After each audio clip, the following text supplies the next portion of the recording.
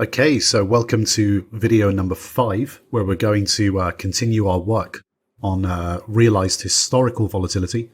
So this will be the second method of calculating realized historical volatility. Obviously, the last video with Chris was very thorough, very in-depth. It's a lot to get your head around.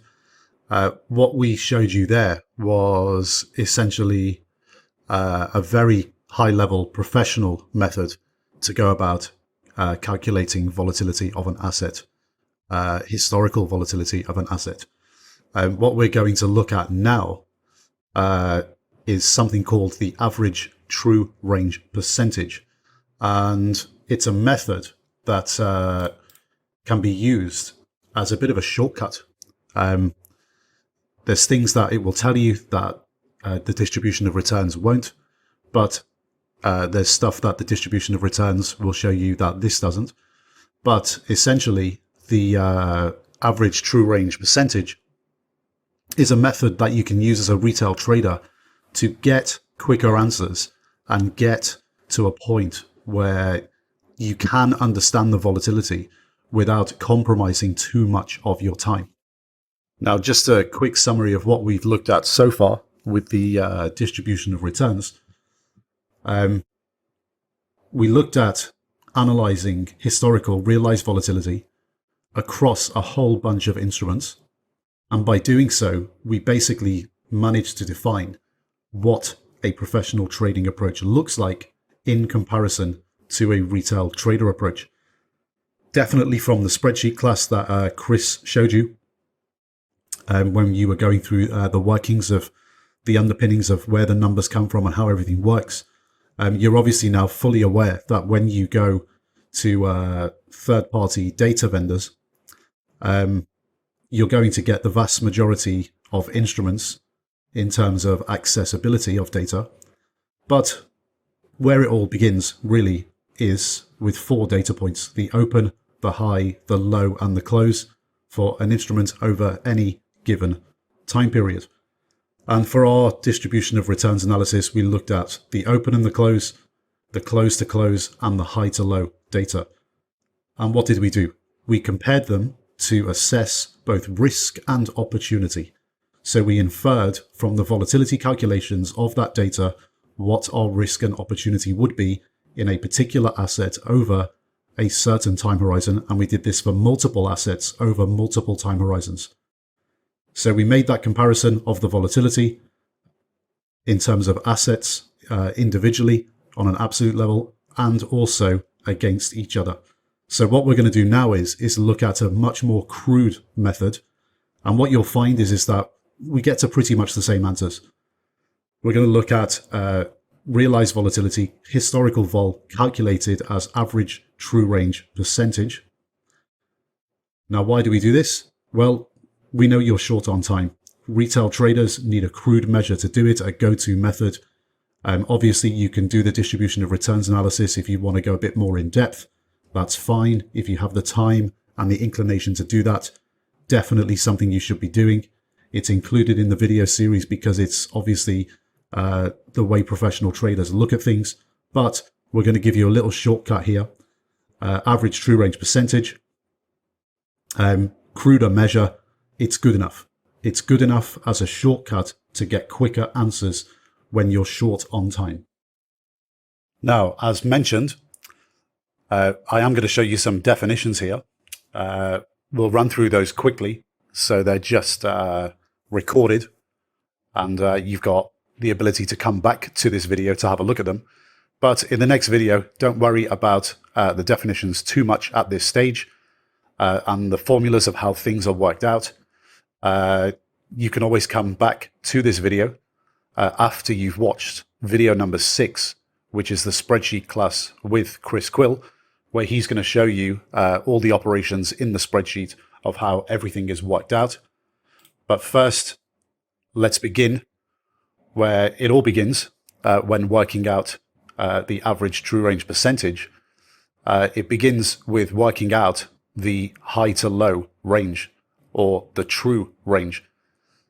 Essentially, the true range over any given time period is just the largest number that we can get, mine it from the following data set. So it's the largest number of the following 3 pieces of data. So it's either going to be the difference between the high and the low for a given time period, or the difference of the high minus the previous close, or the difference of the previous close minus the low over any given time period. So it's just the largest number of those 3. Now, obviously, Chris is going to show you how this works in the spreadsheet. It's probably the most difficult part of working out in the spreadsheet process to work out the average true range percentage. Once you understand that, so pay attention in the next video, once you understand how to get the largest number from this data set over a given time period, everything else just becomes linear. So once you've worked out the true range in terms of the operation in the spreadsheet of mining these 3 data points, so extrapolating the largest number from those data points throughout the sheet, throughout the data set, you then just have to work out the average true range percentage, so the averages over a given time period. So we start with the true range percentage, which is basically the true range from the previous slide, so the largest of those 3 numbers, divided by the open. And once you've done that in terms of an operation in the spreadsheet, mining the data, you simply work out the average of the true range percentage over a certain amount of periods. And that is called the average true range percentage. Now, like I said, don't worry too much about the definitions here. You've got them now as a reference. You can always come back to refresh your memory of how it's worked out. So it's on the slides. You can always come back. Obviously, it's quite difficult without a spreadsheet in front of us right now to look in the spreadsheet and refer to these definitions. But just come back and check out the definitions again, and it should all fall into place.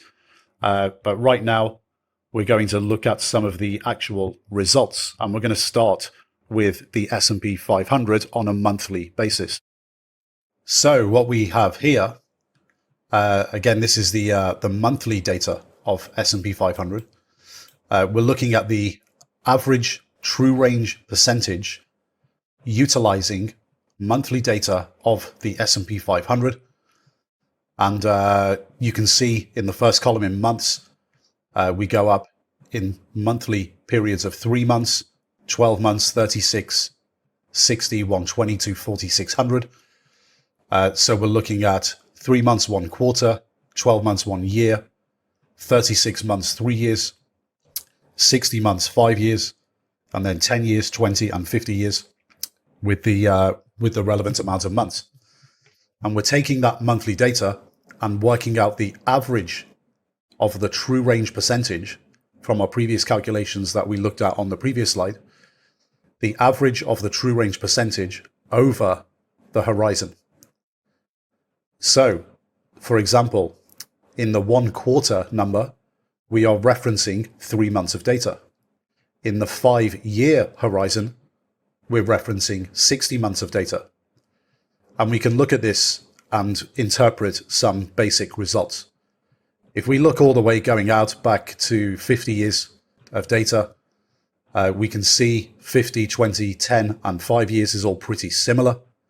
And then there's an increase in volatility when we look at 3 years, 1 year and a quarter. Why is that? Well, longer term, the average monthly true range percentage, when we go long enough, tends to be around 6 to 7%. The 3-year data, the 1-year data and the 1 quarter data, obviously this data set, these data sets as they get smaller, include the extremely volatile year of 2020. So the COVID sell-off, the economic lockdowns, etc., and the consequent recession. Obviously, 2020 was an extremely volatile period in financial markets.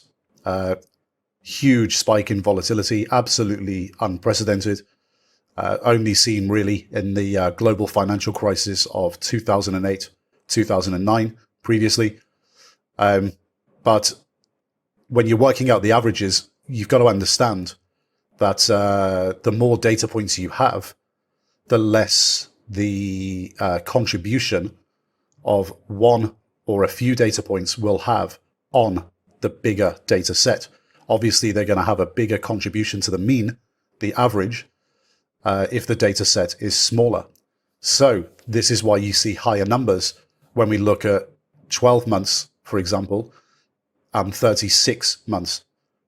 So 1 and 3 years, because it includes all of 2020. As you can see with the quarterly average true range percentage using monthly data for the S&P, when we're looking at the quarterly data, the volatility has come down, and that reflects the reality of what's happening in the market, because we're sitting right now at time of recording towards the end of Q4 2020. But what would we expect to happen in the future? Well, there's probably going to be a reversion to the mean in terms of the volatility for the S&P 500 to the longer term average, which is likely to be between 6 and 7%. Now, you can get all of this data in the downloads area for S&P 500. Check the file, S&P 500 monthly average true range percentage. Now, we can also compare this to the NASDAQ. What do we notice when we look at the NASDAQ? Obviously, we're comparing like for like here, which is a very important thing to do when we're comparing volatility across asset classes. What do we notice here? Well, we notice that longer term, the NASDAQ is more volatile. So we're looking at 8 to 9% going back 20, 50 years. We're looking at 7, 8% going back 5 and 10 years. And then we've got our shorter time horizons of 1 quarter, 1 year, 3 years. That obviously include 2020. And 2020 has a much bigger impact on those data sets because the data sets are smaller. So we've got between 9 and 13% for the quarterly data set up to 3 years. So you can see there's a jump there in volatility because of that. But what do we notice when we compare this to the S&P 500? We notice that generally speaking, even in the longer term, both long-term and short-term, the NASDAQ 100 is more volatile than the S&P 500. Again, you can get this data in the downloads area. Look for the sheet NDQ monthly ATRP. What about the Dow Jones Industrial Average? All pretty straightforward, very similar situations. Again, 5 years going out to 50. Very similar to the S&P 500, but lower than the NASDAQ 100. We're looking at between 6 and 7% for the Dow Jones Industrial Average when we're utilizing the monthly data to calculate the average true range percentage. And then again, the spike from the contribution of 2020 in the shorter term out to 3 years, with volatility coming down in the recent quarter. So a couple of things to note here. First of all, overall volatility. You're going to find when we compare this from the index level to other asset classes is very low. So again, this is agreeing with our conclusions in previous videos that day trading equity indices is probably not going to be a viable strategy for retail traders. What we also notice is that there's a small difference between the indices themselves in terms of historical volatility, but in general, the difference is not very big. There's no real difference over a long enough time horizon between S&P 500, NASDAQ 100, and Dow Jones Industrial Average volatility. Of course, there's periods where they differ slightly, but they all generally move together in terms of volatility, and the levels of volatility are very, very similar. Only a percentage point or two maximum difference when we're working out the average true range percentage utilizing monthly data. Now, obviously, Chris will show you how to do all of this with the calculations in the spreadsheet in video number 6. That's going to be more of a spreadsheet tutorial and understanding how to calculate these numbers. But the real interpretation here comes from when you access the summary file after you've learnt all of that, and you start to look at the numbers across all asset classes, across multiple time horizons, using all data for average true range percentages.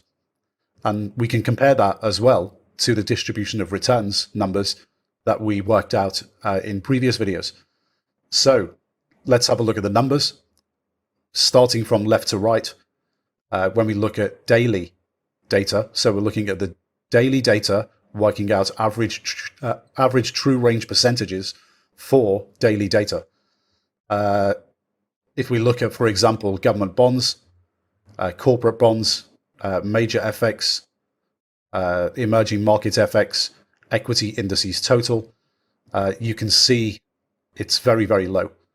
We read across in those 5 classes. You can see weekly, monthly, quarterly, all pretty low in terms of volatility and therefore opportunities and risk. What happens when we scroll down and we look at the lower part of the table, when we go to, say, mega cap, the most volatile mega cap, the FANG stocks, when we look at those, FANG including Microsoft, if we look at the monthly and quarterly data, it's pretty high, so there's opportunities there. But remember, even over the monthly to quarterly 20 to 60 day time horizon, all we're looking at here is a subset of 6 stocks. When we look at large cap and mid cap stocks, which we concluded earlier on in the video series, that had the best opportunity set, what do we see there? Well, using this method, the average true range percentages, we see that again, using this method, there's plenty of opportunity to make money, and there's hundreds and hundreds and hundreds of stocks. The opportunity set, it's the same table as before when we use distribution of returns. However, we're looking solely here at average true range percentages for all data, for all assets across multiple time horizons. We can definitely conclude here, again, the same thing. We get to the same conclusion. Mid-cap and large-cap stocks is where wholesale opportunities exist and volatility exists to enable consistent profitability. And now what we can do is put the real cherry on the cake. We can compare this method, the average true range percentage across all time horizons for all asset classes, compared to our distribution of returns data, and literally compare like for like. So on the top, we have our ATRP, average true range percentages across all the time horizons for all the asset classes. And the bottom table, we have that compared to our distribution of returns data table that we showed you in previous videos. Everything is available in the download section, so don't worry. You can go and have a look at where these numbers come from. It's all very straightforward. But you can see, obviously, there's a very similar pattern. What are we doing here? Well, going back to the beginning, where we looked at the formula for true range, we were data mining the largest number of 3 data points. So essentially, we're going for the high to low or better. So high to low or bigger. And we're comparing it to high to low average returns using distribution of returns, using the distribution of returns method. So, do we notice any patterns? Well, of course we do. We notice the same pattern all the way through. If we take our first 5 asset classes, where we've got government bonds, corporate bonds, FX major, FX, EM commodities, equity indices, we see the same pattern. The numbers are extremely similar. We go down to the bottom. We look at mega cap FANG, large cap and mid cap stocks. We get to the same conclusions. Mega cap FANG, great volatility, mostly tech stocks, but they're all in a situation where there's just too little stocks and they're all very correlated. Okay. The problem with that always is that your opportunity cost is huge, because you're giving up, if you trade only those 6 stocks, you're giving up all the other opportunities in the market, and you're ignoring the huge subset of stocks, the hundreds and hundreds and hundreds of stocks that exist in the large cap and mid cap space that you can trade on a 20 to 60 day time horizon and get wholesale opportunities with volatility and get consistent returns in your trading results.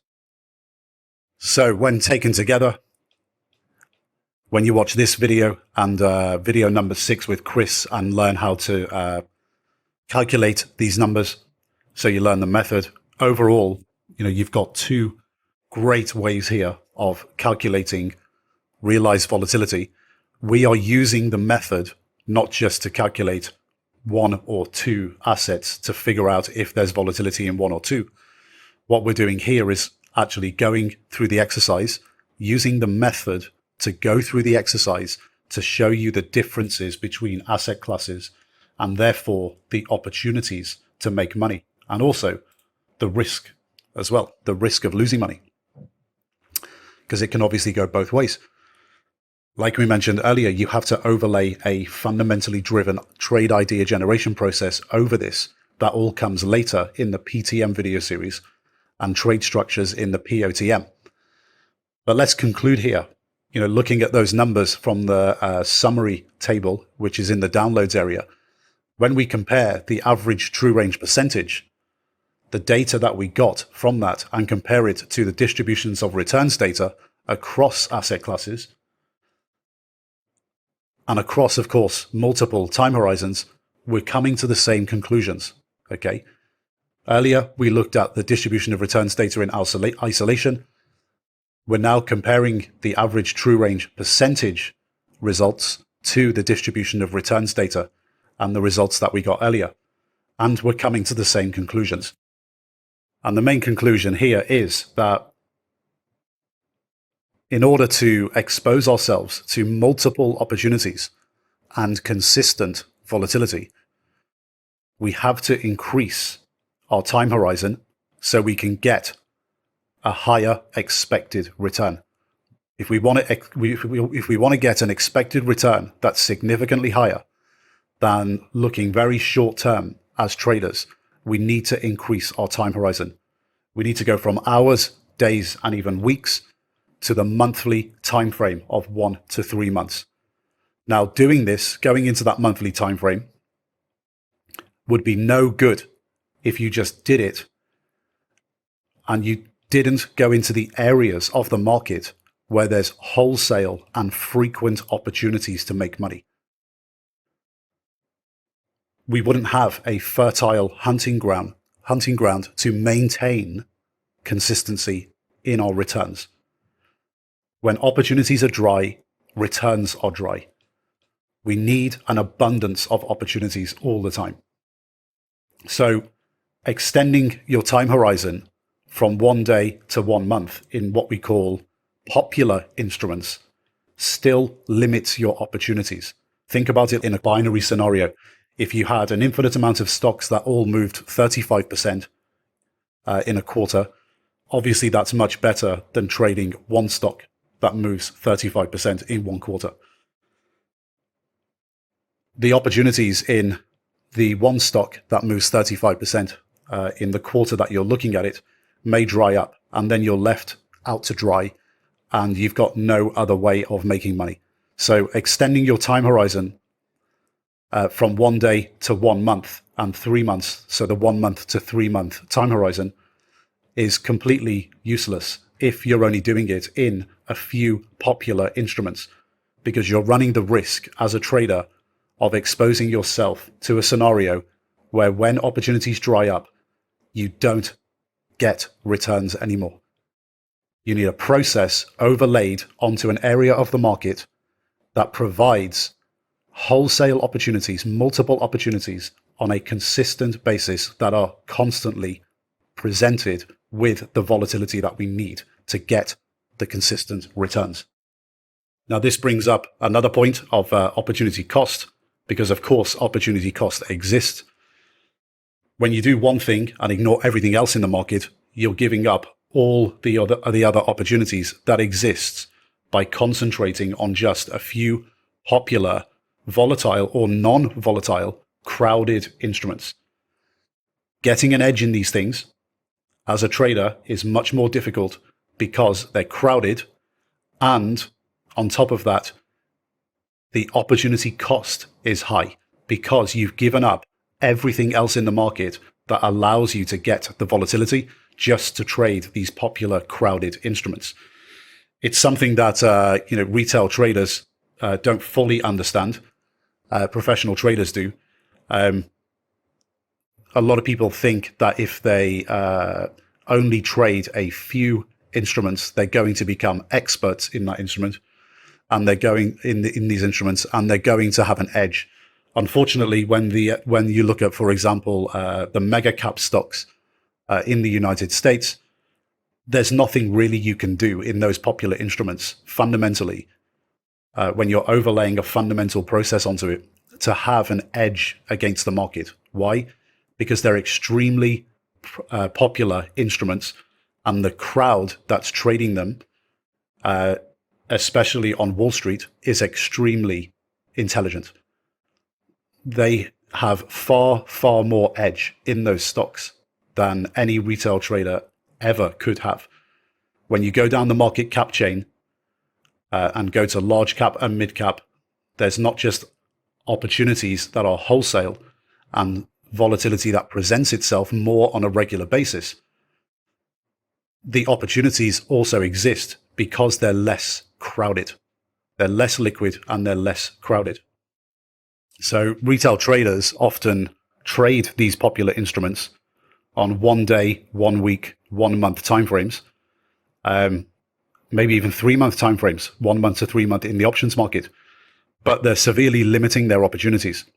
They often trade them based on the fact that they have heard the name of the stock, the companies in the media all the time. They feel familiar with it. They use the product of the company. Just because that is the case doesn't mean it's a good stock to trade as a trader. Obviously, if you limit yourself to only a few stocks that you think you know because you use the product and it's in the media all the time, and they're mega cap stocks, you're giving up all the other opportunities in the market to get wholesale opportunities and volatility. And you're also trading in crowded instruments where it's a lot more difficult to have an edge. Now, what else did we learn? Well, extending the time horizon to 1 to 3 months, it has to be done in areas of the market where the trader has exposure to multiple and frequent new opportunities.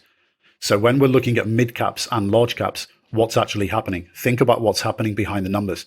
Mid caps are defined as 3 to 10 billion market capitalization, and large caps 10 to 40 billion.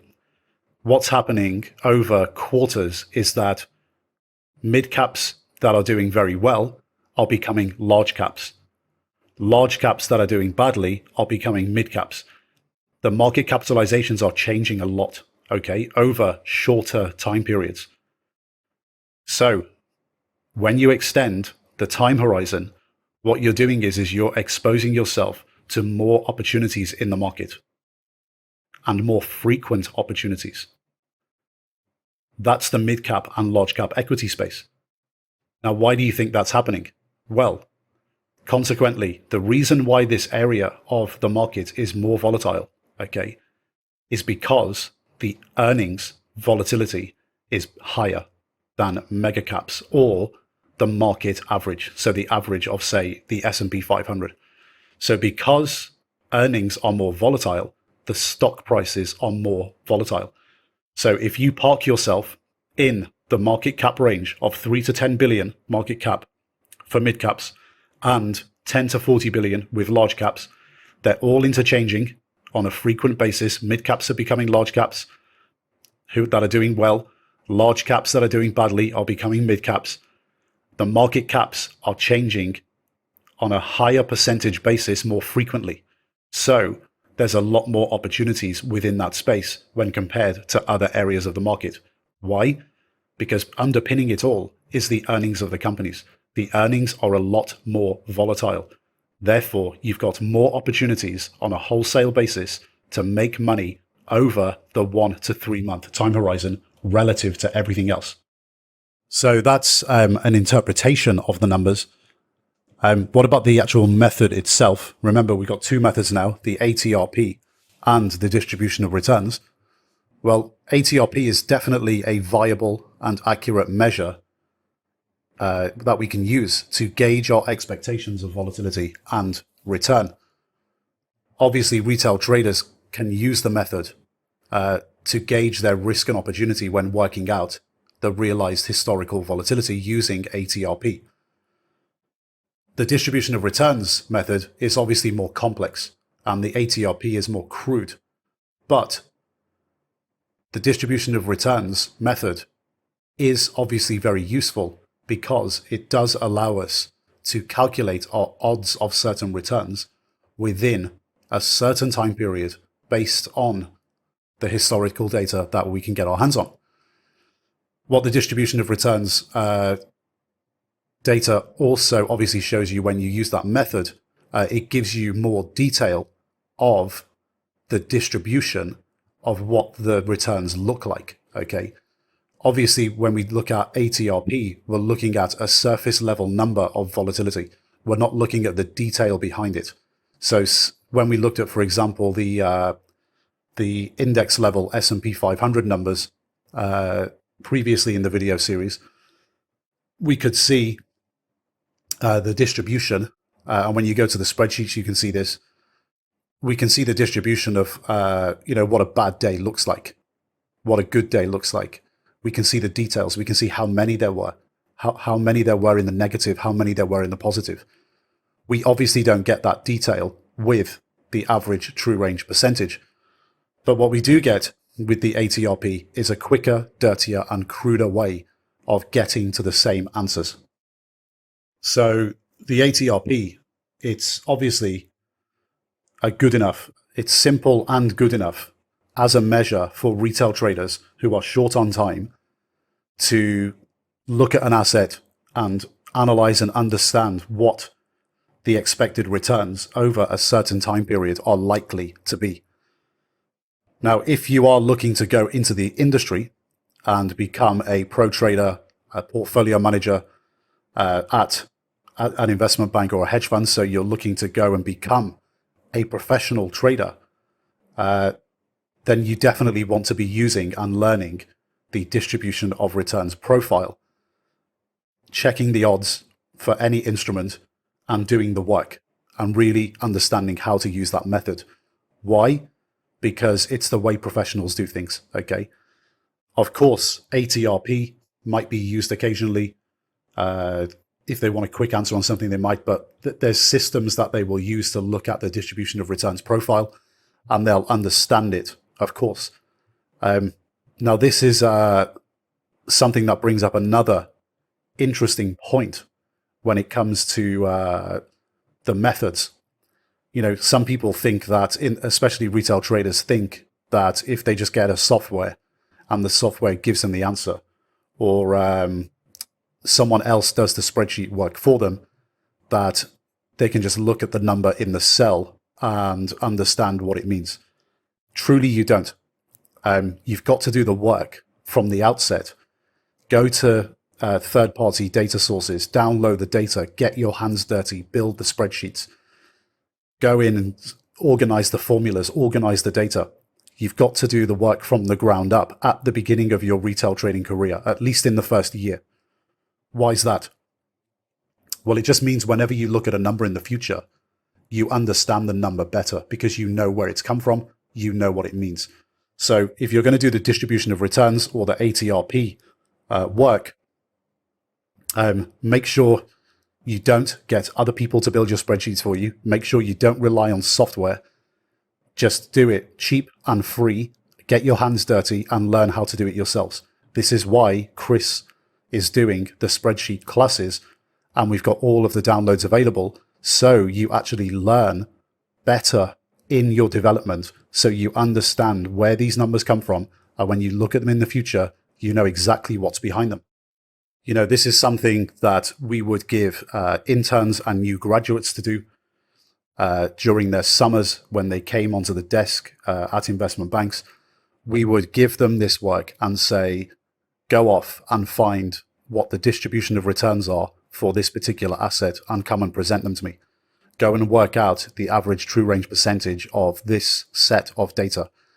And they'd go off, work for half a day or a day and come back. And, it's quite funny to watch because you're looking at guys who go and figure it out on their own. They build stuff, come back very quickly. So, they're quite smart. You're watching other guys struggle. But what you're doing is you're teaching them the most important things to start out with. Okay. This is the most important stuff. Working out how to do it, learning the method from the ground up, getting your hands dirty, knowing where the numbers come from, and then understanding the numbers and interpreting them properly. Okay.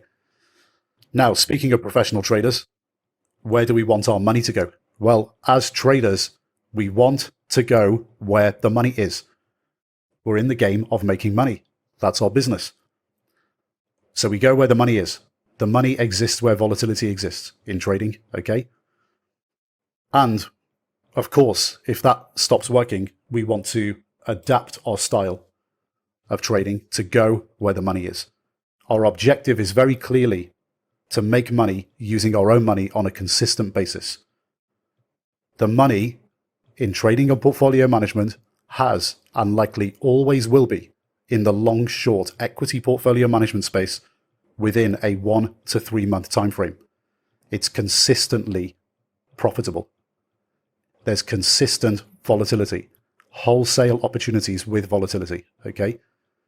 What does that mean? Well, we're building long-short portfolios that are exposed to the 1 to 3 month volatility in mid-cap and large-cap equities. That's where we focus. That's where the vast majority of professionals focus. That's where we get consistent opportunities and consistent returns. So Chris is now going to show you the method of how average true range percentage is all worked out, and I'll see you later in the video series. Hi guys, so following on from Anton's presentation, I'm now going to show you how you can calculate average true range percentages yourselves in Excel. But before we get started with that, let me tell you why it's useful to know how to calculate average true range percentages. And to put it simply, it's basically because it's a very fast and efficient way to conduct a realized volatility assessment. And despite it being a little bit crude in its methodology, it still does lead to similar conclusions as the distribution of returns analysis that we looked at in the previous video, especially when we're comparing volatilities across assets and asset classes. Its only real downfall is that it lacks the depth that the distribution of returns methodology has, especially when we're trying to get a really solid understanding of how a particular asset has behaved in the past. But for the vast majority of retail traders, a crude realized volatility assessment like the average true range percentage is going to be good enough, and it's going to yield a much quicker answer in terms of understanding realized volatility. And because the methodology is so simple, you can actually use it as a head check as well to any distribution of returns analysis that you guys do. So in the rest of the video, I'm going to start by showing you how to calculate an average true range percentage spreadsheet yourselves from scratch, and we'll be using Pegasystems stock as an example of how to do that. As we go through that, I'm going to be talking you through how the various calculations work along the way, and then to round off the video, we'll be looking at comparing average true range percentage volatility values that we generate from that asset to a mega cap stock across various different time frames. So let's get started. As always, the first step is to obtain the data, and in this example we're going to be using Pegasystems price data from Yahoo Finance. So the first thing you'll want to do is go onto your web browser and navigate to Yahoo Finance. You can do that by Googling for Yahoo Finance or typing in the URL directly. Once you're on the home page for Yahoo Finance, you'll want to go to the search bar at the top of the page and put in PEGA, that's the ticker for Pegasystems, and then click on the first search result.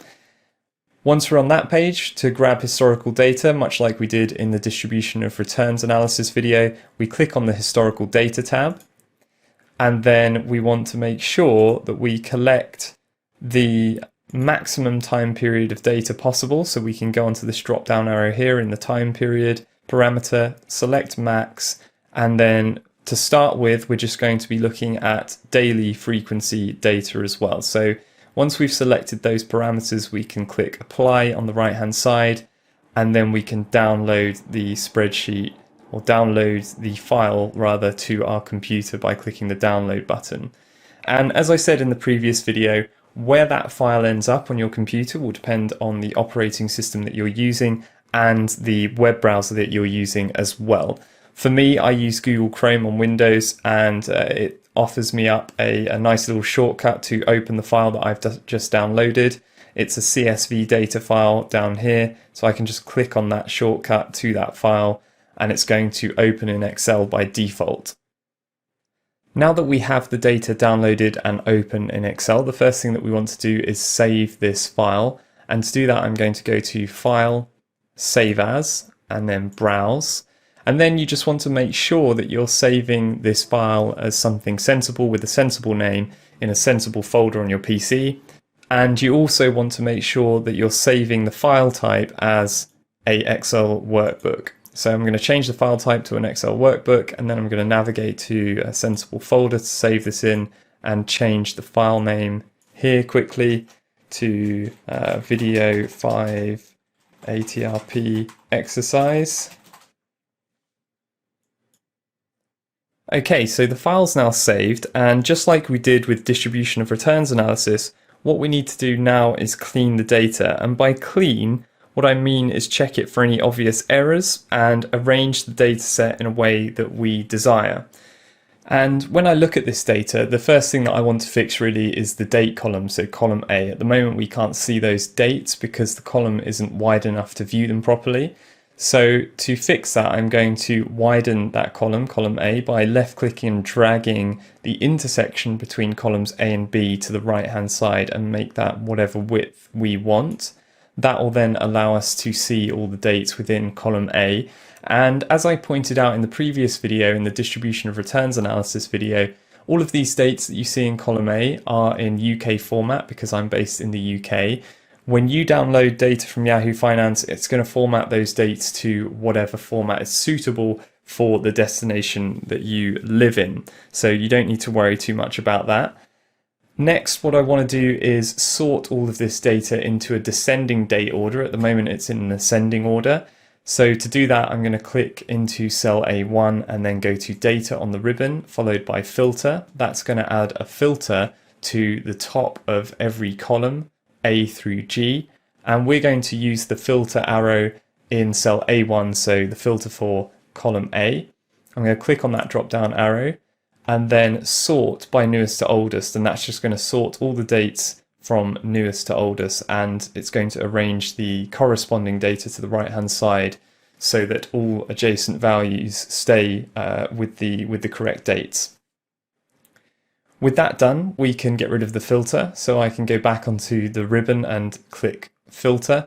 That will get rid of the filter from all of the columns. And if you want from here, you could format the dates to display themselves in a different way if you desire. To do that, you left click in column A, right click within the selection, format cells, and then you can go onto date and click on any one of these sample date formats here. So for example, to remove all ambiguity, we could format the dates as 14 March 2012, for example. Or what you can also do is fill in a custom format. So if you go to the custom category at the bottom of the number tab, you can type in a custom date format into this box here. So by default, we've got dd/mm/yyyy. So that's just the format that it's in currently. We could change that, for example, to dd-mmm-yy, and you'll see what that does now when I click OK. There we go. I typically like viewing dates in that format actually, because it does remove ambiguity for people that tend to view dates in different formats. So the last thing to do in terms of cleaning the data is just double checking that everything we've got, all the data in this data set, actually looks okay and is free from errors as far as we can tell. And one of the easiest ways to do that is just to scroll through the data fairly quickly. Just make sure we don't have any values anywhere that look obscure. Typically, if you do have obscure values, they'll actually be towards the end of the data set. So I'm going to press Control and down on the keyboard with any selected cell in the dataset to get to the bottom of the dataset very quickly. And we can see that it looks like all the data is fine. What you want to be looking out for here really is any zero values in prices, any blank cells, or periods where the open, high, low and close values are all the same, as we saw in the previous video with S&P data prior to 1962, where intraday prices didn't really exist, or weren't recorded anyway as far as Yahoo Finance is concerned. And I think the final stage here is, because we're doing a volatility assessment, we don't need column G, which is the volume column. That's the same as in the previous video. We can just delete that column by left clicking on column G, so the G at the top, and then right clicking within that selection and going to delete, and that will delete that column. Okay, so our data is ready to analyze, and we can move on to performing some of the calculations that we require. And if you think back to the average true range percentage presentation that Anton gave previously, you'll remember that in order to calculate the true range, one of the inputs that we need to know is the difference between the high and the low for a given period. So I'm going to run those calculations in column G, and to begin with, I'm just going to give that column a heading in cell G1. So I'm going to select cell G1 and type in there high minus low. And then in the cell below, cell G2, I'm going to run the calculation or formula that we require, which is just equals the high of the period, so that is cell C2, minus the low of the period, which is cell D2. Then I can press enter, and I can copy that formula down because we use cell references in that calculation. I can copy that formula down all the way to the bottom of the spreadsheet. The easiest way to do that is to select that cell and then double click the little green box in the bottom right of that selected cell, and you'll see that it copies the formula down to the end of the data set. By holding Control and down on the keyboard, I've skipped to the bottom of the data set, and I'm just going to click into this formula in the last cell in that column just to double check that the formula is working correctly, which it seems like it is, still referencing column C and D. So column C minus D, that's high minus low. So that all looks like it's working okay. So now that the high to low columns calculated, we can move on to the true range and the true range percentage. Now, the true range is basically just the maximum of the difference between the high and the low of the period, so that's the range that we've calculated in column G, and also the absolute differences between both the low and the high of the current period compared to the previous day's close. That's the true range, and to turn that into a percentage, all we do is divide whatever that value is by the current period's open, and that yields us the true range percentage.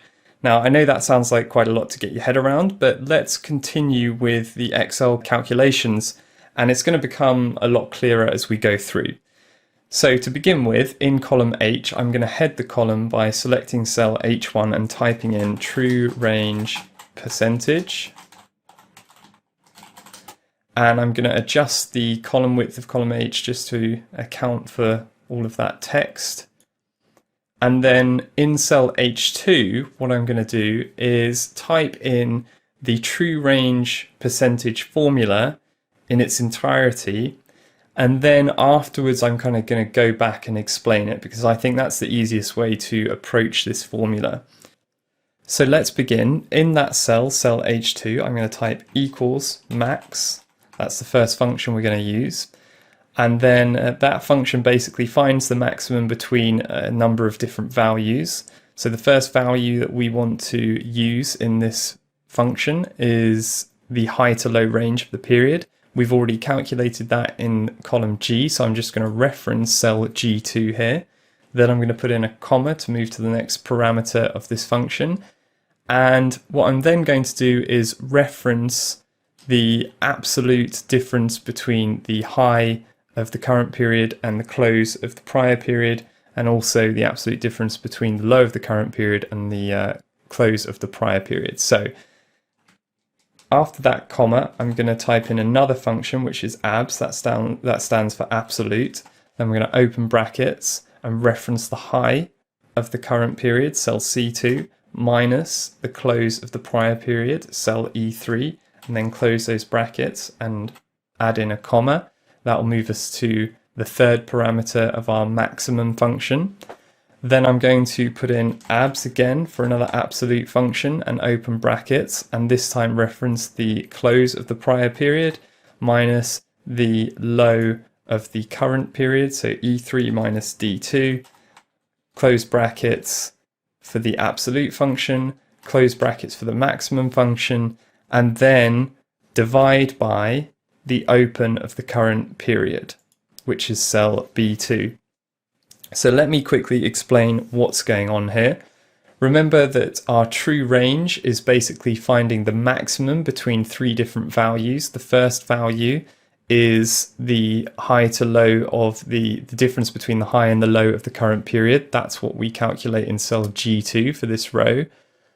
The next value that we want to find out is the absolute difference between the high of the current period and the close of the prior period. So there I've put in the absolute difference between those two values. And in the third value, I've put in the absolute difference between the low of the current period and the close of the prior period. And that first part of the formula, everything that's in the max function, so those three values that I've just talked through, that is the true range. To get that as a percentage, we just add on a division sign and divide by cell B2, which is our open for the current period. If I press enter there, we've got our true range percentage for that period, so for that day in this instance. So next we're going to copy down that true range percentage formula to the bottom of the dataset, but just before I do that, I want to explain why we look at the true range rather than the range for a given period, the range being just the high minus the low. And if you think about it, the range, or the high minus the low, only accounts for intraday market moves because it takes the high on a given day. So remember, we're using daily data here. So the high on a given day and the low on a given day, and just takes the difference.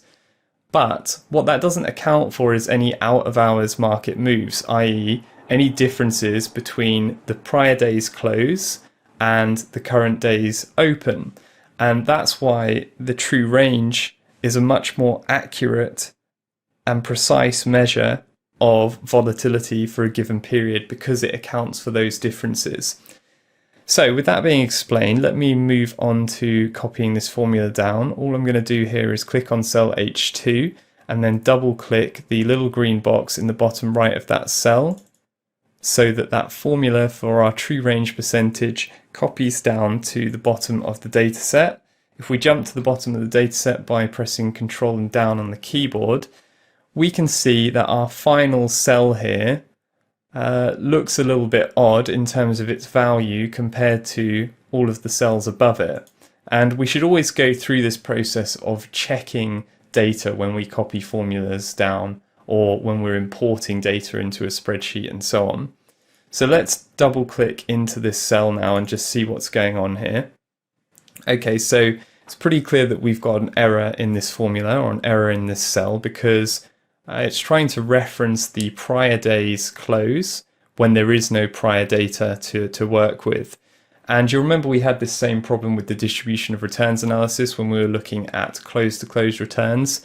And the fix that we have for it is just to delete that final calculation so that there is no referencing to data that we don't actually have. Once we've done that, we can just go back to the top of the spreadsheet with Control and Up on the keyboard a couple of times. And then we're going to move on to the final calculation aspect of this sheet, which is just to work out the average true range percentage itself. And we're going to do that simply by averaging the values that we see in column H, so the true range percentage values, over various different time horizons. And one thing I want you to note actually at this stage is that whatever the frequency of the data that you downloaded is, so in this case daily, that's the period that we're measuring volatility for. And we've actually already done that by calculating the true range percentage for each of those periods throughout the history of the data set. And that's actually a measure of volatility in itself. But what we want to do is improve on that a little bit, because there's a lot of variability in those numbers.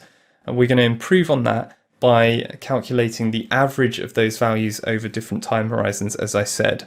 So for example, we'll look at the average daily true range percentage over the last week, month, year, and so on. So let's move on to creating a table now that summarizes all of that information. I'm going to start by creating labels for all of our columns and rows that we have in the table, and all will become clear as we kind of go through the process. So starting in cell J3, I'm going to type trading days. And then in K3, I'm going to type horizon. And then in L3, I'm going to type average daily true range percentage. And then I'm going to adjust the column widths for each of these columns, just so it accounts for all of that text there. So there are column titles. I then want to create some row titles, which are going to be in these rows going down column J and K. So for trading days, we're going to look at the average daily true range percentage over 5 trading days, over 20 trading days. So I'm just typing these into the cells in column J sequentially from cell J4 downwards. So 5, 20, 60, 250, 750, 1250, 2500, 5000, and 12,500. That's going to equate to some horizons that we can classify a little bit easier than just trading days. So 5 trading days is 1 week, 20 trading days is 1 month, 60 is 1 quarter, 250 is 1 year, 750 is 3 years, 1250 is 5 years, 2,500 is 10 years, 5,000 trading days is 20 years, and 12,500 trading days is 50 years. So let's move on to calculating the average daily true range percentage now, and we're going to do that for each of the horizons that we've created here. So in cell L4, I'm just going to type in equals average, open brackets, and then select the previous 5 days true range percentage. 5 days because that's the row that we're looking at in our summary table here, a trading horizon of 1 week or 5 trading days. And you'll see when I select that range in Excel, the way that it kind of inputs that into the formula is in the form of a cell followed by a colon followed by another cell, and that's the first cell in the range followed by a colon followed by the last cell, so H2 colon H6 in this case. And you'll notice as we go through and run all the formulas for all of these horizons, it's always going to start at H2 because we're always going from the latest data available, and the last cell will always be H followed by the number that is 1 above the number of trading days or the number of periods written in column J here. So I'm just going to press enter there and then type in a very similar formula for the next cell down, which is just average equals open brackets. Remember, we start at H2 and we go down to H21 in this case. A little trick for this is that you just quickly grab and select a small range like I just did there, H2 to H4, and then just overwrite that last number from 4 to 21 so that it very quickly selects down to the row that you want to. That's going to be really useful for when we get to these high numbers down here. So I'm just going to go through all of these now, and you can watch as I fill in so you understand what to do. So to H61 in this case for 1/4. 251 for a year.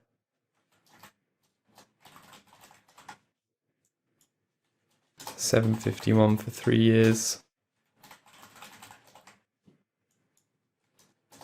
1251 for 5 years. 2501 for 10 years.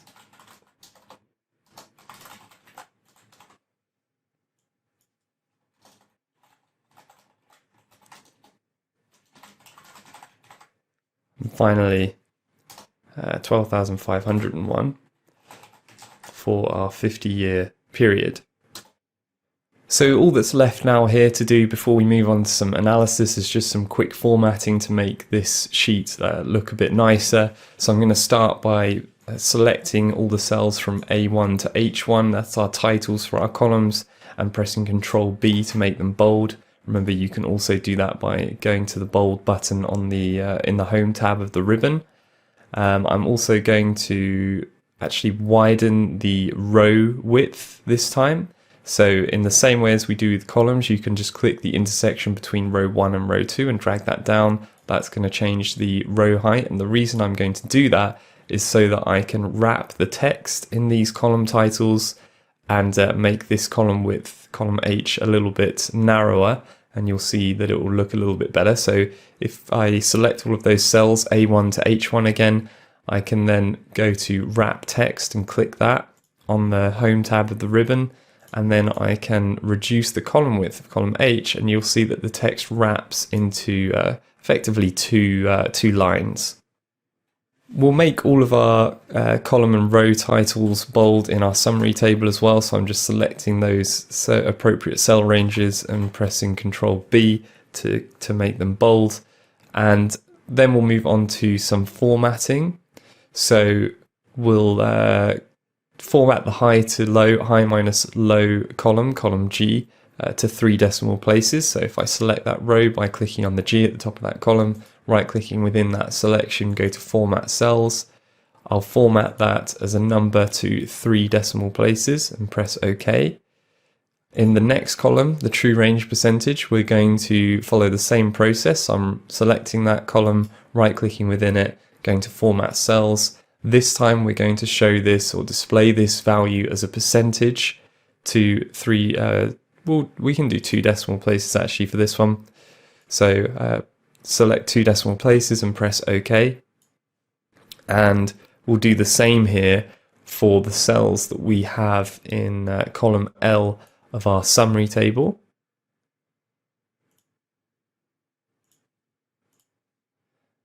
And that's all starting to look pretty good. Let's just tidy up this summary table a little bit further, or at least format it so that it stands out a bit more. So I'm going to color all of these cells from cell J4 to L12. Obviously, when you go through this process, you can color and format in any way that you want. This is just kind of an example. So I'm going to select all those cells, go to the Fill Color button on the Home tab of the ribbon, click the drop-down menu, and just select a kind of off-white color. And then for the cells above it, so our column titles in our summary table, I'm going to select those, that's J3 to L3, and go through a similar process except make these green. And then finally, I'm going to add some thick borders around this table. So we'll put in some thick borders for this section, our white section. So I'm going to select all of those cells, go to the border drop-down menu, click thick outside borders. Do the same for our titles, our column titles, and then just one more by selecting only the row titles as well.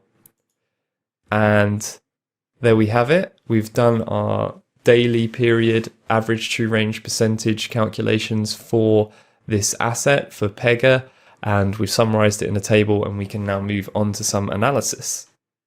Okay, so compared to our distribution of returns analysis, this average true range percentage method doesn't provide you with nearly as much detail on a single asset basis, but remember what we're most concerned with here is that you guys understand as retail traders how volatility differs across timeframes and across assets.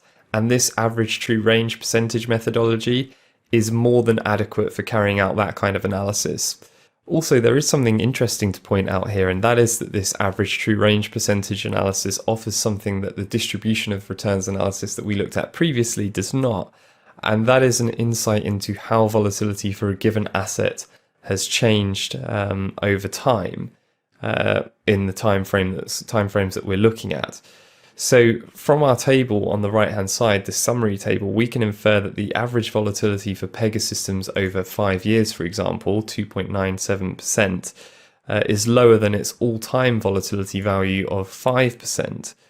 And when you go through an analysis like that, you have to use some common sense when evaluating an asset in that way, because obviously that change could be due to the market volatility being a lot lower in general over that period, not the asset specifically. But that being said, this type of analysis still does give us something that the distribution of returns analysis didn't. And that is, as I said before, an insight into how volatility has changed in the asset that you're looking at over time. So carrying out this analysis for weekly and monthly timeframes is exactly the same in its methodology. So I'm not going to go through that again here. All you need to do is download the relevant frequency of data from Yahoo Finance, as we did, or any other data source, and follow the exact same steps. Okay, so here's a file that I've created earlier that expands on the daily analysis that we've done with weekly and monthly analysis for Pegasystems, and I've also updated all of these sheets for the latest data available as well. What I want to do now is show you how to carry out this analysis with quarterly data, because there are some differences in the methodology, in particular in the first step of the analysis, which is obtaining and cleaning the data. And as I said in the distribution of returns video, it's often difficult to find a source for quarterly price data. And so the way around that is that we download monthly data and then make some manipulations to transform it to quarterly data. And the way we do that is largely similar to the method that I showed you previously in that distribution of returns video. But this time we need to make sure that we have the correct open prices for each quarter, as well as the correct high and low prices. So we're going to start by downloading monthly data for Pegasystems from Yahoo Finance again. I'm going to do that by going onto my web browser, navigating to Yahoo Finance, and then typing in Pega, the ticker for Pegasystems, into the search bar at the top, and selecting the appropriate option from the drop-down menu. Then I'm going to go to historical data and make sure that the time period that I'm looking at is the max and the frequency that we're looking at is monthly. Then click apply and download that price data. From there, I can just open that sheet as I've showed you guys before with Google Chrome from this bottom shortcut option down here. That's going to open the Pegasystems prices CSV file into an Excel sheet. I'll quickly expand the date column so we can see the dates more easily. And the first thing that we want to do to manipulate this data to get it into a quarterly basis is just organize the dates from newest to oldest, so in descending order. So I'm going to select cell A1 here, go to data on the ribbon, and then go to filter, and then click on that drop down filter within cell A1 for the date column, and just organize or sort these dates from newest to oldest. Just click that button there. And then I'll take the filter off by deselecting the filter on the ribbon. We can see that the latest data available here is just going up to the 3rd of December. That's not a full month of data, so we're going to delete that row. I'm going to do that by selecting row 2 here, left clicking on the 2 on the left hand side, right clicking within that selection, and just going to delete. Then what we're going to do is create some new open high and low prices, because these ones, we need to manipulate these ones in order to get them into quarterly values. So In cell H1, I'm going to title this open. In I1, I'm going to title this high. And in J1, I'm going to title this column low. And then in cell H2, the open, the quarterly open, is just going to be the open from 2 months prior to the current open. So for this row, for row 2, we're going to select the open for row 4. And for the high, it's going to be equals to, this is going to be very similar to what you've seen before, equal to the max of the previous 3 values. So C2 to C4. And the low is going to be the minimum of the previous 3 lows. So the minimum of D2 to D4. Then we can copy those formulas down to the end of the spreadsheet and check them. I'm just going to do that by selecting those 3 values and double clicking this little green box in the bottom right of the selection. We can then press Ctrl and down on the keyboard to quickly go down to the end of the dataset and check these calculations. So you'll notice here that the references for the open for the last 2 cells in the new open column that we've got are 0 because they're trying to reference data that doesn't exist. So what we're going to do there is just delete those 2 values by selecting them and pressing delete on the keyboard. I'm going to go back to the top of the spreadsheet now by pressing Ctrl up on the keyboard. And now what I'm going to do is select those new calculations that we've made in columns H, I, and J. So I'm selecting all of those columns H, I, and J by left clicking and dragging from H to J. Then I'm going to press Ctrl C on the keyboard, or you can right click within the selection and go to copy. So I'm copying those cells, those columns, and I'm going to paste them by clicking onto column B and paste them by right clicking in that selection and going to paste options and clicking on values. So this step's important. You don't want to paste these across as the formulas that we've created. You want to paste them across as the values. So make sure you click on paste options values here. Then we can delete the columns H, I, and J because we no longer need those formulas. So I'm going to select those columns by clicking and dragging over them, right clicking within the selection and going to delete. And the final step that we have here to manipulate this into quarterly data is to basically delete 2 out of every 3 months throughout this entire price history. The way I'm going to do that is by inserting a new column before column A. So I'm going to click on column A, right click in that selection and going to insert. That's going to put a new column before that date column. And in cell A2, I'm just going to type in a formula which is equals month brackets and then reference cell B2, close brackets, and then I'll press enter in a moment. What this basically does is just gives you the result, the output that is equal to the month of that date and nothing else. So I'll just press enter there and then copy that formula down in the same way as we've done previously by double clicking that little green box in the bottom right of the cell selection. If I go down to the bottom of the spreadsheet, you'll see that that's copied it down to the end of the data set successfully. Go back to the top. We're going to add in a filter again at the top of this data set. So I'm going to click in cell A1 and go to filter in the data tab of the ribbon. And this time we're going to use the filter drop down in column A again, which is in this month column. So you can see that all the values that it's created here are from 1 through 12, indicating from 1 being January to 12 being December. So I'm going to click on this filter drop down in cell A1. And what we're going to do here is, remember I said we want to delete 2 out of every 3 months. So we're going to take the latest data, which is the 12th month. So we've got a December price in there.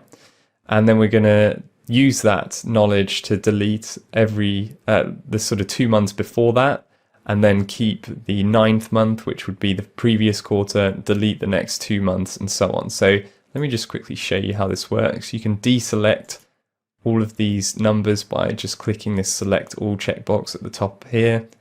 We're just going to make sure that we're only selecting the rows we want to delete. So that's going to be all the rows that are November and October rows because we're keeping December. We're going to keep September as well, and we're going to delete the August and July rows. We're going to keep the June rows, delete the May and April rows, keep the March rows, and delete the February and January rows. So just selecting all of the numbers that represent the months that we want to delete data for. Then I'm going to press OK. And you can see that that's just showing us all of those rows there. I'm then going to click on the top row here, which is row 3, and then press Control Shift and down. That's going to select all of the data down to the bottom of the data set, but only the rows that we've filtered for. So there we go, it's selected all of those now, and right click within that selection and just go to delete row. And you'll see that that's going to appear to delete all the data in our data set, but remember we've still got that filter on, so once we take that off, we're just left with quarterly data, which you can see from column A is the 3rd, 6th, 9th and 12th months of each year. So with that done now, we're just going to select columns B to G. Remember, we don't need volume for this analysis, so columns B to G, and copy those columns. I'm doing that with Control C on the keyboard. I'm going to copy those into our quarterly sheet, into this new file that I've created here. It's just a blank sheet at the moment because we're going to go through the same process we did with the daily analysis previously. I'm just going to copy that into into column A, and you'll see that it copies all of those columns in there. Okay, so now what we're going to do is just very briefly go through all of the formatting and calculation steps that we did previously for our daily data, except this time with this quarterly data that we've got here. The first thing I want to do is reformat these dates so that we can interpret them a little bit more easily no matter what region we're from. So I'm going to select this column here, left click, right click within that selection, go to Format Cells, and then go to Custom Format, and just delete this general type and type in here dd-mmm-yy. That's going to put the day format as 2 numbers, the month format as 3 letters, and the year format as 2 numbers. You'll see how that works when I click OK here. There we go. Now let's do some of our calculations. So in column G, I'm going to head the column high minus low. And then in cell G2, I'm just going to type in equals and then reference the high value for that row, that is C2, minus the low value for that row, which is D2. That's going to be our high minus low values. I can copy that down quickly just by double clicking on the little green box in the bottom right of that selection there. That's going to copy it down to the bottom of the data set. Let's just double check that quickly. Yes, looks like it has. So I've just pressed Control down on the keyboard to get to the end of the data set quickly there. Press Control up on the keyboard to get back up to the top. Let's move on to our next calculation column, which is going to be the true range percentage. So I've just typed that into cell H1 there to head the column, and in cell H2 what I'm going to do is type our formula for the true range percentage, which is equals max, and then remember we're taking the max of 3 different variables, 3 different numbers, the first of which is the high minus the low, so I'm going to reference G2 here, then I'm going to put in a comma, and then the next number that we're looking for is the absolute difference between the high and the previous close, so that is abs, the abs function, open brackets, reference the high of the current period minus the close of the previous period, C2 minus E3, close those brackets, put in another comma so we can go on to the next value, which is the absolute difference between the close of the previous day the close of the previous period, previous quarter in this case, minus the low of the current quarter. So that's going to be abs, open brackets, E3 minus D2, close brackets again, because we're closing the maximum function there, as well as the last absolute function. And then we're going to divide that by the current quarter's open. So that is cell B2. And I'll press enter there. And we can just copy that formula down in the same way as we have been doing throughout the video. Just going to double click on this little green box in the bottom right of the selection. That's going to copy all of those values down. Let's go down to the bottom of the spreadsheet just to see what's going on. You can see this value here, 2.16, seems a little extreme, although we do have some quite high numbers going through this quarterly data. But if we check this last formula here, you'll see that it's incorrect because it's trying to reference a prior close that doesn't exist in our data set. So to rectify that, we're just going to delete that last calculation cell there, cell H99. And then I'm going to go back to the top of the spreadsheet. Let's move on to our summary table now. So in J3, cell J3, I'm just going to head this column quarters. In K3, I'm going to put in horizon. And in L3, I'm just going to put in average quarterly true range percentage. And to label our rows, so the quarters column, I'm just going to put in 4, 12, 20, 40, 80, and 200. And that is going to equate to horizons of 1 year, 3 years, 5 years, 10 years, 20 years, and 50 years.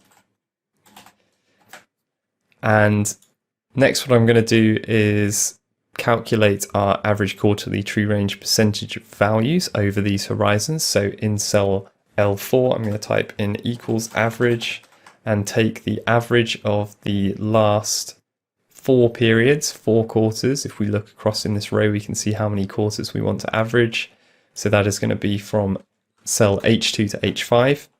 Remember to reference a range. We basically put the first cell that we want in the range, followed by a colon, followed by the last cell that we want in the range. So I'll just press enter there and move on to the next one.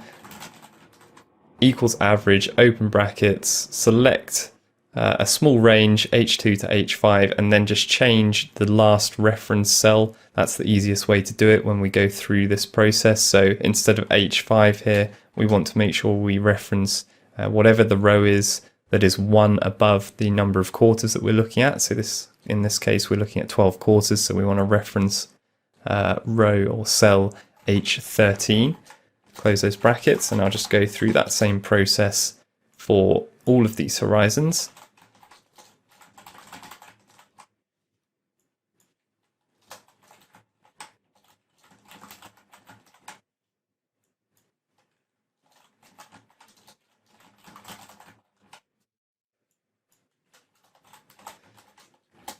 Okay, so that's all of our average quarterly true range percentage values calculated. Before we go any further and look at any analysis here, let's quickly format our sheet. So I'm going to start by selecting cells A1 to H1 and just make all of our column titles there bold by pressing Ctrl B on the keyboard. Remember, you can also do that by clicking the bold button within the Home tab on the ribbon. I'm going to, as we did before with our daily analysis, make our row height for row 1 slightly larger by clicking and dragging the intersection between row 1 and 2. And the reason for that is so that we can fit in our true range percentage column title within that column a little bit more easily. I'm going to select cell A1 to H1 again for all of our column titles and select the wrap text option for those columns, and then just slightly widen column H to fit in all the text that we need to head that column appropriately. I'll make all of our summary table row headings and column headings bold as well by selecting all of those cells and pressing Ctrl B on the keyboard. And let's adjust these column widths while we're at it as well, just to expand the summary table, make it a little bit more easy to read. And then I'm going to move on to formatting all of these numbers that we've just calculated. So I'm going to start with column G, which is our high minus low calculation. I'm going to select that column, right click within the selection and go to format cells. I'm going to format all of these numbers that we see in column G as numbers to 2 decimal places so that they're all consistent, and press OK. For our true range percentage, I'm going to select that column, column H, right click within the selection, go to format cells. This time we're going to format these numbers as a percentage to 2 decimal places. And I'm going to do the same for all of our cells in the range L4 to L9, which is our average quarterly true range percentage values. So I've selected those there. I'm going to right click within that selection, go to format cells and format them as a percentage to 2 decimal places. Finally, all we want to do is add some color and borders to our summary table here. So let's start with the color. I'm going to color these cells from cell J4 down to L9. I'm going to select those cells and then go to the colors button on the home tab of the ribbon and choose an off-white value or off-white color here. Then select the cells above it. So that's J3 to L3 representing our column titles, and choose a green color here. And then finally just add some borders.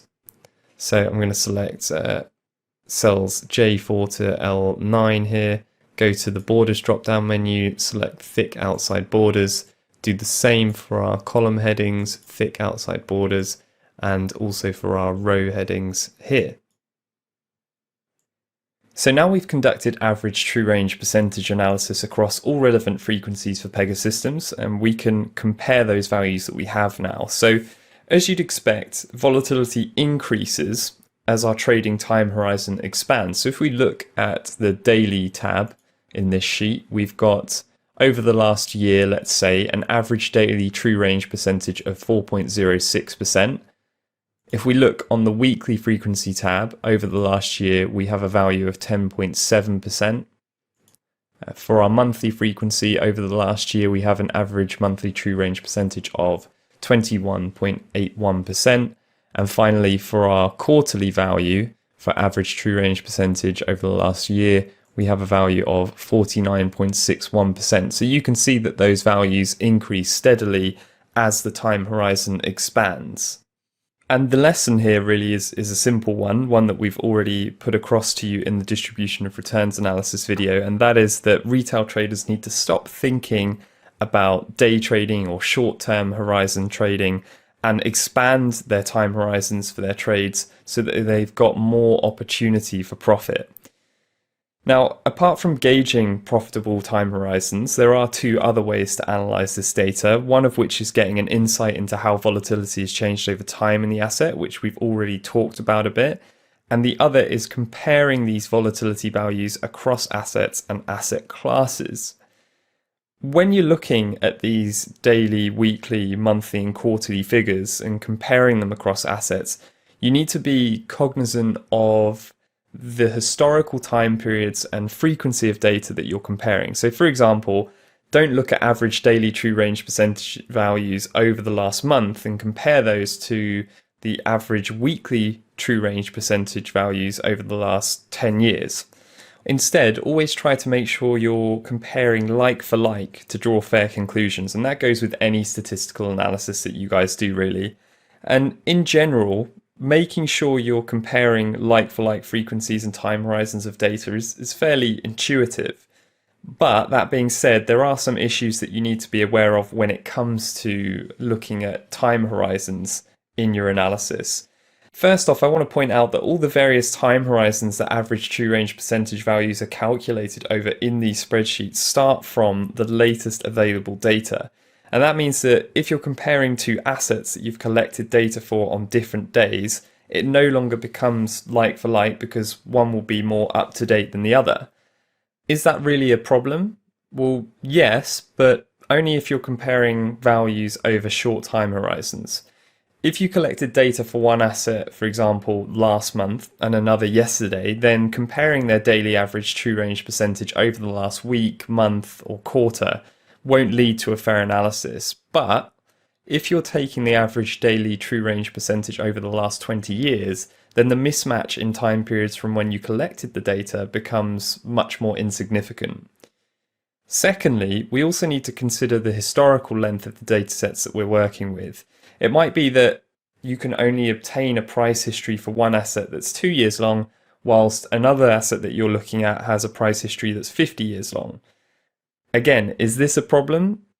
It can be, but the way to solve that would be to compare assets across short time periods consistent to all datasets, which makes the first issue that I mentioned more significant, And it also doesn't allow us to take advantage of the extensive price histories available for many different assets.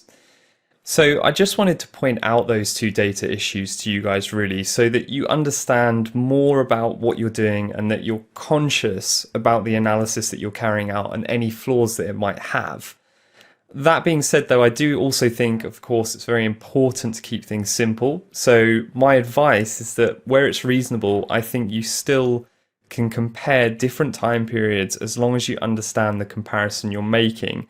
And with that in mind, a fairly simple and robust way to compare average true range percentage values across assets is to always take an average over a very long time horizon that's going to capture the vast majority of data in the data sets that you're looking at.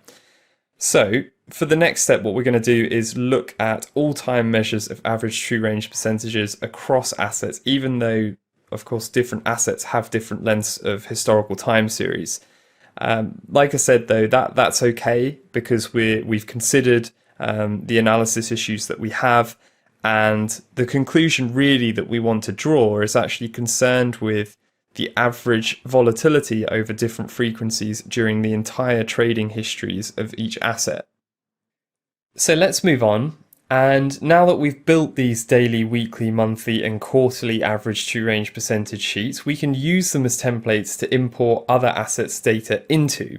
And we're going to do that next with Microsoft and use that as an example of a mega cap stock that we can compare the volatility values for with those that we've already calculated for Pegasystems. Before we do that though, we should take note of whichever Pegasystems volatility values we want to compare and log them in a new sheet. So that's what we're going to do now. And to create a new sheet, we can just go to the bottom of the spreadsheet and click on this plus sign down here. That will create a new sheet, and then we can click on that tab name and right click on it, go to rename, and then just type in whatever is a suitable name for that sheet. In this case, I'm going to put in summary. Now, for the purposes of this demonstration, I'm going to be taking the 50-year daily, weekly, monthly and quarterly average true range percentage values and using them as an approximation for all time average true range percentage volatility values. And that's what we're going to be logging in this sheet here.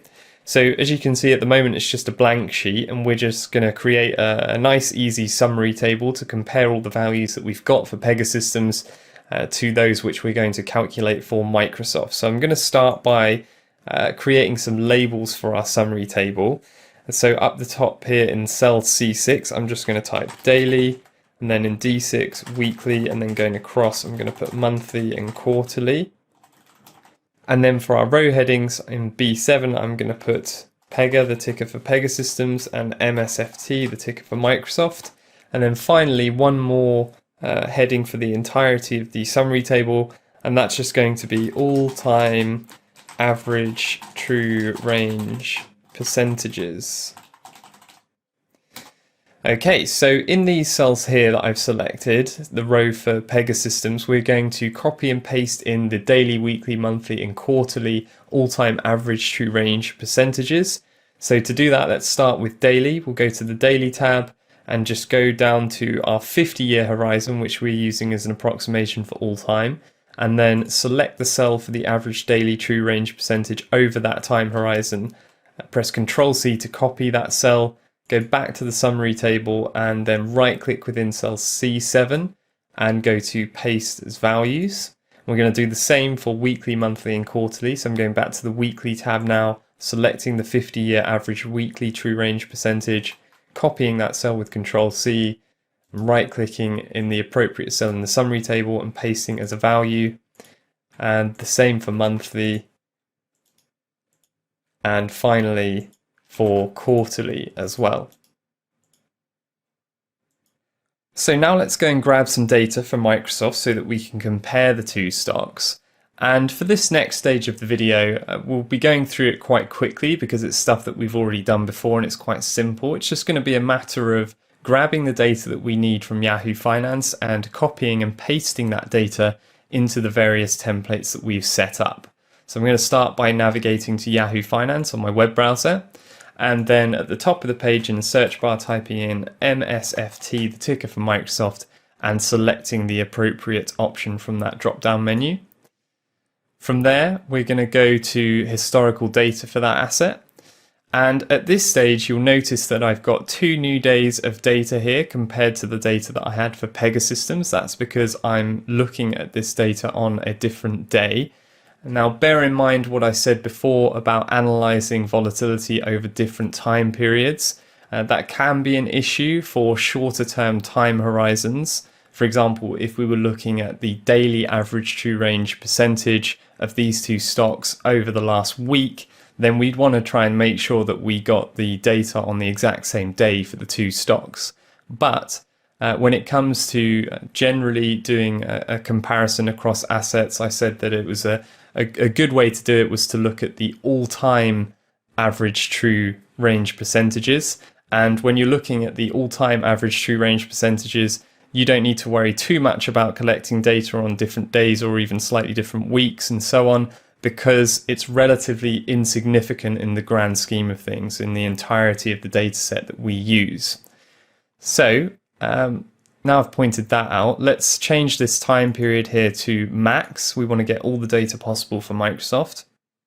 And we're going to leave the frequency as daily. And then I'm going to click apply and download. Once I've clicked download, I see a shortcut option to open that file. You'll need to navigate to wherever the file's downloaded and open it manually if you don't have a shortcut appearing on your browser. I'm going to click that and open that file. And then we've got daily price data for Microsoft through its entire trading history on Yahoo Finance. I've just widened that first column, the date column there, by clicking and dragging the intersection between column A and B slightly to the right, so we can see all the dates, and we can see that those dates are in an ascending order, and we want them to be in a descending order to paste into our template. So I've selected cell A1 here. I'm going to go to data and then filter on the ribbon, and then I'm going to click on that filter in cell A1 and sort these dates by newest to oldest. Okay, at this stage, we're going to go back to our template file and go to the daily ATRP sheet. And you always want to make sure that before you paste in new data for any asset, you delete the old data that's already there. So that's what we're going to do now. So I'm going to select from cell A2 to F2 by clicking and dragging over those cells. And then I'm going to press Control Shift and down on the keyboard. That's going to select all the data down to the bottom of the data set. And then I'm going to press delete on the keyboard, and that's going to delete all the price data for that asset. You'll see that all of our calculations go to errors or zeros. That's no worries, because we're going to paste in some new data very shortly. So let's go back to the Microsoft data we downloaded.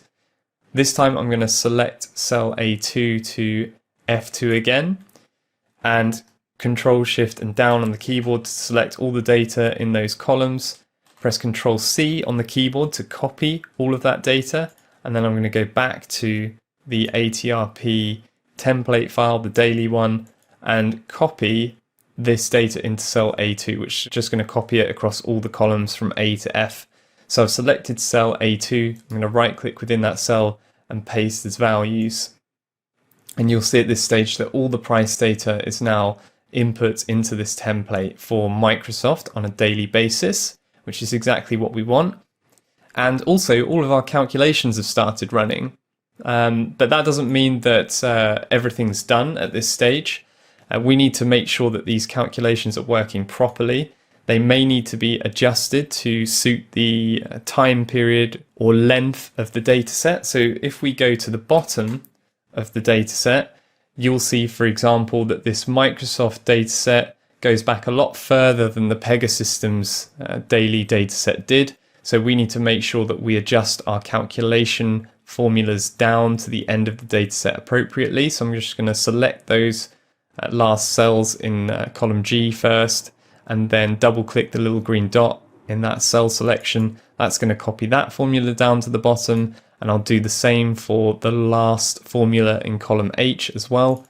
Copy that down. Let's now go to the bottom of the dataset again here. And what we want to do now is just delete this final cell in column H, because if we click into it, we'll see that it's trying to reference some price data that doesn't exist in our data set. As I've discussed before, whenever that happens, our solution is just to delete that calculation. So I'm going to delete that cell there and then head back to the top of the spreadsheet. And at this stage, we're all done with our daily average true range percentage for Microsoft.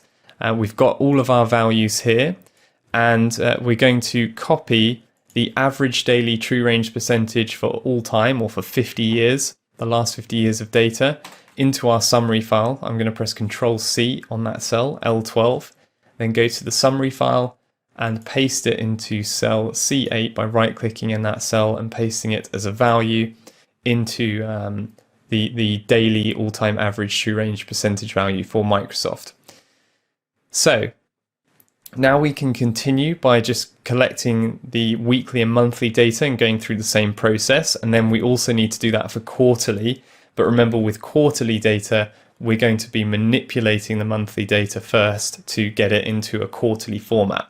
So let's go ahead and do the weekly and monthly data first.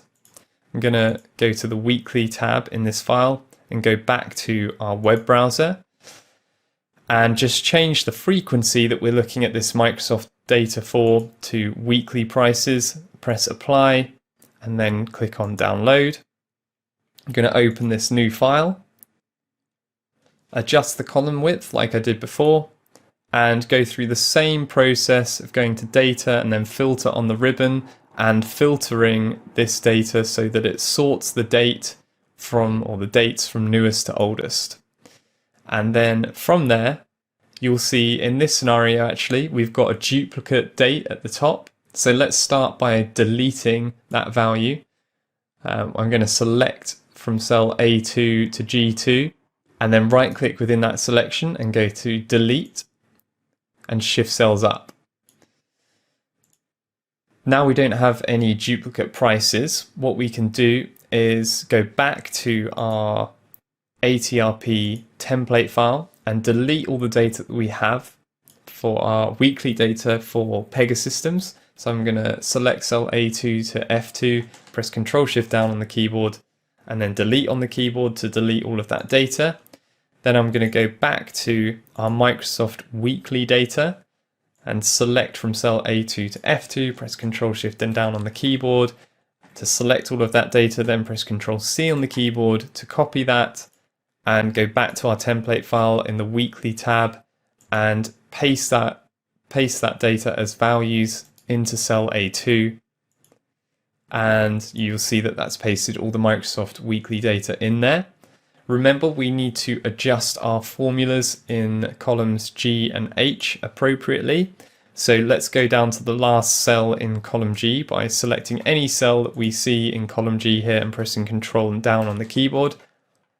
Okay, so we need to copy this formula down to the bottom of the data set. I'm just going to use the same methodology as I did with the daily data, just selecting that last cell and then double clicking the little green dot in the bottom right of the cell selection. And doing the same for our true range percentage calculation as well.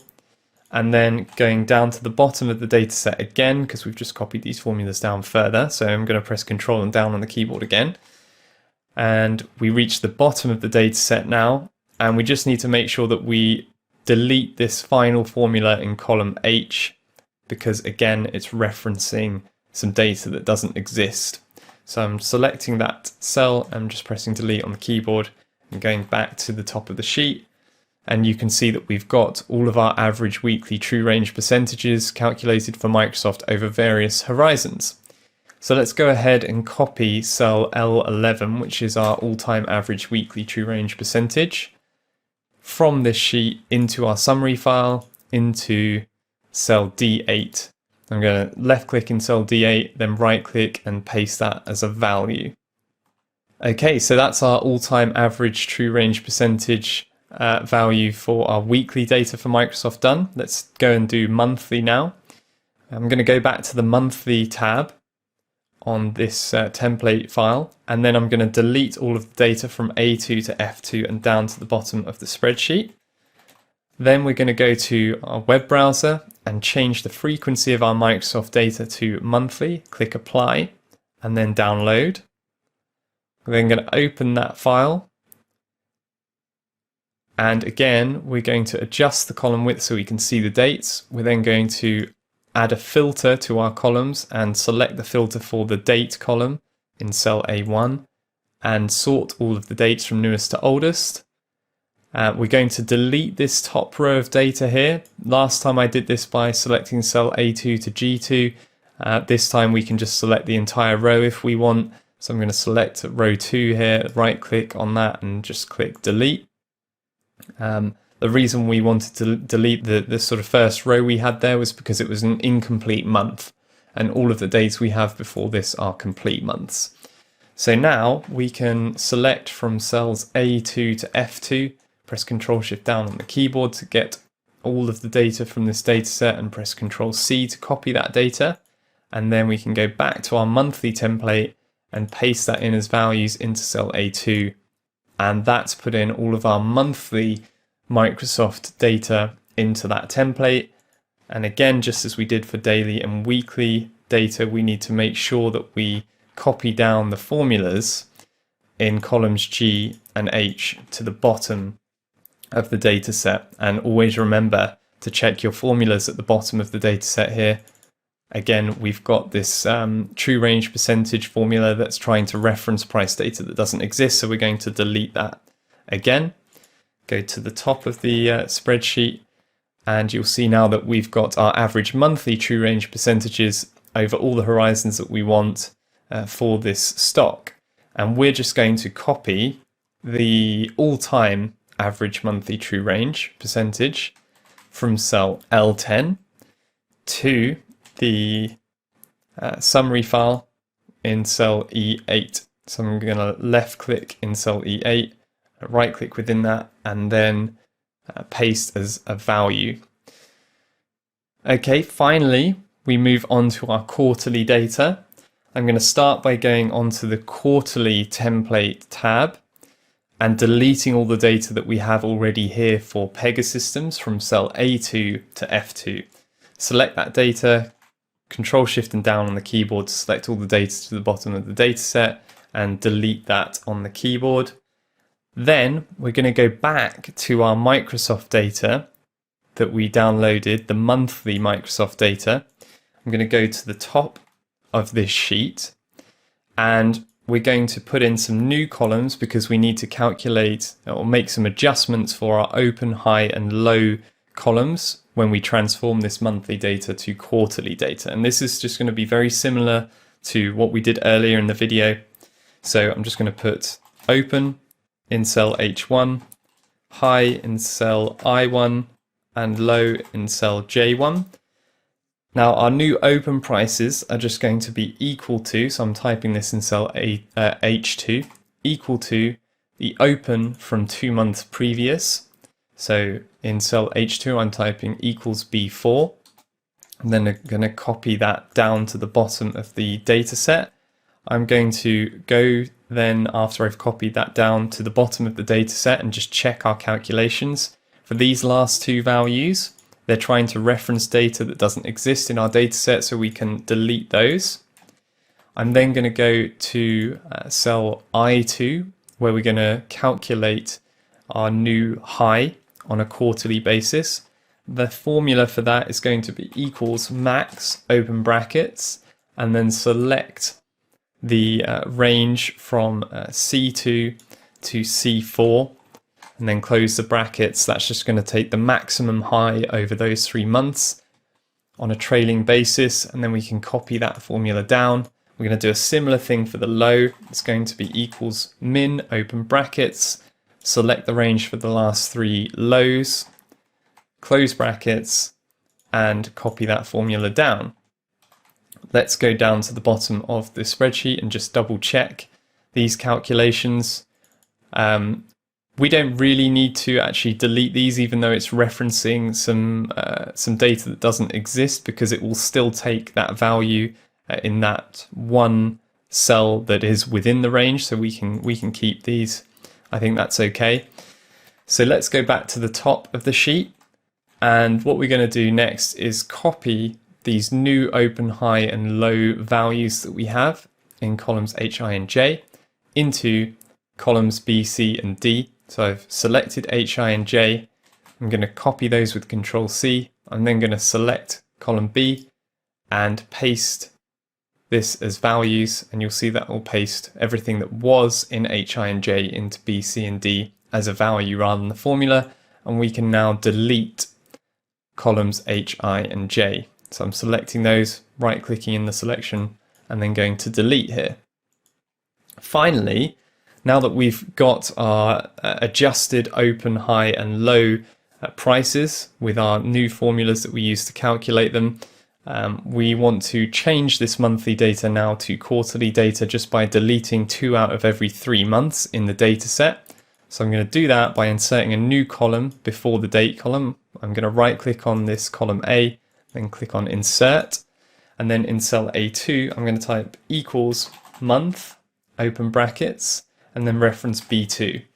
So that's going to just return the month of this date, the month value from this date in cell B2. So you can see it's month 12, that represents December. If I copy that formula down to the end of the data set, you'll see that it just cycles through December, November, October, September, and so on, all the months throughout the year on a rolling basis.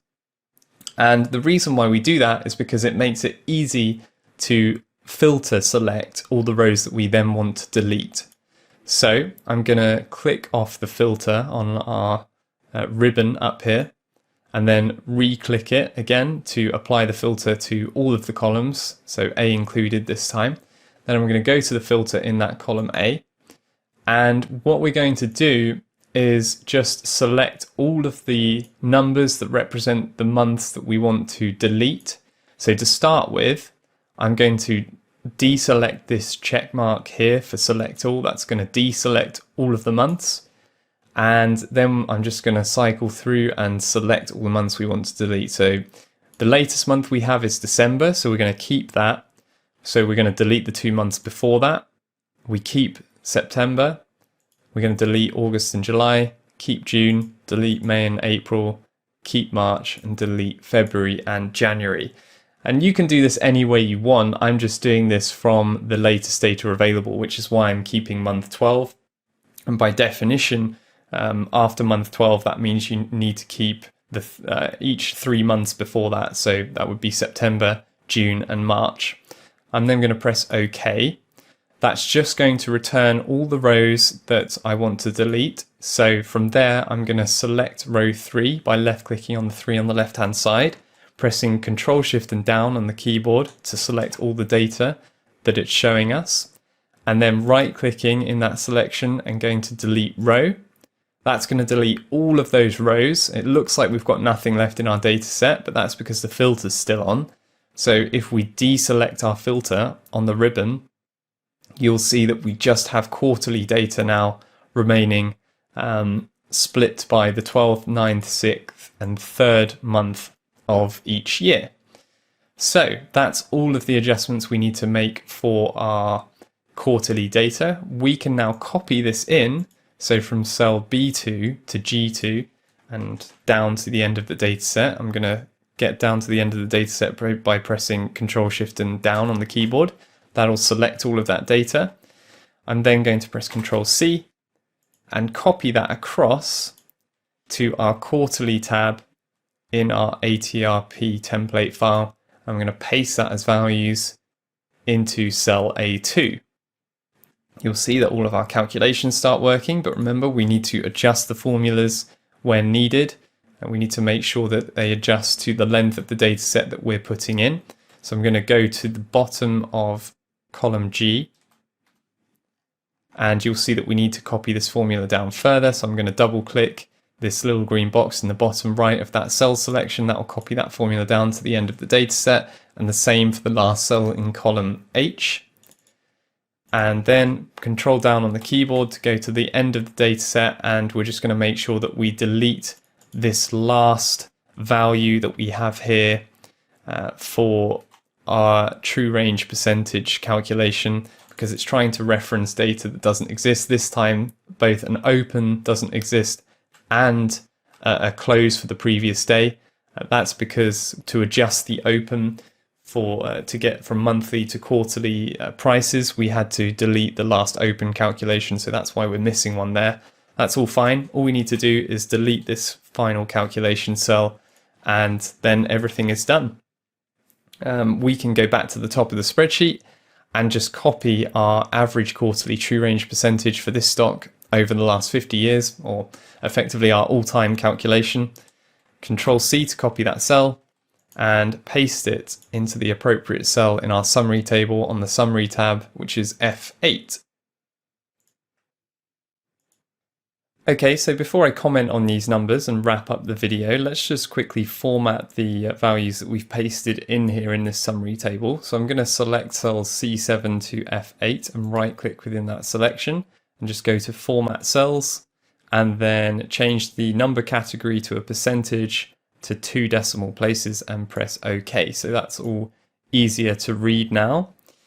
So if we compare these two stocks, we can see that the average true range percentage for Microsoft over daily, weekly, monthly and quarterly timeframes is around half of that which we see in Pegasystems.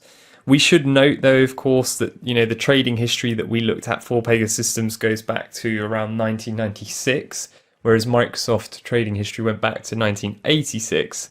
But, that being said, even if you were to compare these two stocks over the last 20 years in which they were both trading, the results that you see are very similar to what you see here. And that continues to show the difference in the opportunity of trading mid-cap stocks versus mega-cap stocks. And another thing to bear in mind here is that there's plenty of mega-cap stocks that are much less volatile than Microsoft. Given the explosive growth that we've seen in the tech sector over the last sort of 10 to 20 years or so. So in actual fact, the average volatility that you'd see in mega caps is generally even lower than what you see here for Microsoft. So that's about it for this video. Remember, when you do this yourselves, you should be logging values in a summary file like I've done here, and you can expand on that a lot more using similar techniques to that which I used in the distribution of returns video. And you can also get some ideas by looking at the average true range percentage summary file in the download section as well. So to summarize what we've learned in this video, firstly, we've learned that the average true range percentage calculation is a very quick and simple method that draws the same conclusions as the distribution of returns analysis did, but with a lot less effort. And that's because we still generate very robust measures of volatility that we can compare across assets, asset classes, and timeframes as well. And in fact, this average true range percentage analysis that we've just been through also tells us something that the distribution of returns analysis didn't, which is that it gives us an insight into how the volatility of an asset has changed over time as well. Secondly, by comparing a typical mid-cap stock like Pegasystems to a mega-cap stock like Microsoft, we've also reinforced what we've seen in previous videos, which is that volatility and hence both risk and opportunity increase with both trading time horizons and as we slide down the market cap scale within equities. And you can see more of that if you refer to the average true range percentage summary file download, and you'll get a bigger picture of what to expect both in terms of volatility and opportunity across multiple asset classes and a range of equities with different market capitalizations.